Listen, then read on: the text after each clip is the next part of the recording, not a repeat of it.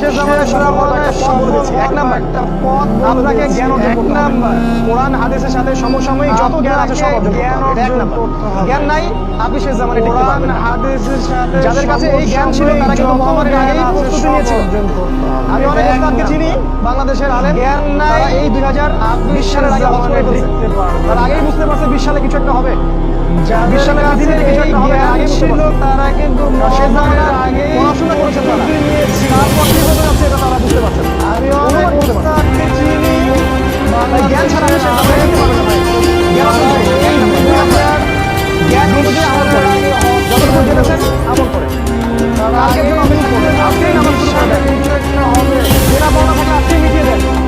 আজকেই পরিবারের সবাইকে ডেকে বলেন, অনুরোধ করেন যে দেখো আমাদের বন্ধু ভাইগণ আমাদের জীবনকে গোছানো হবে।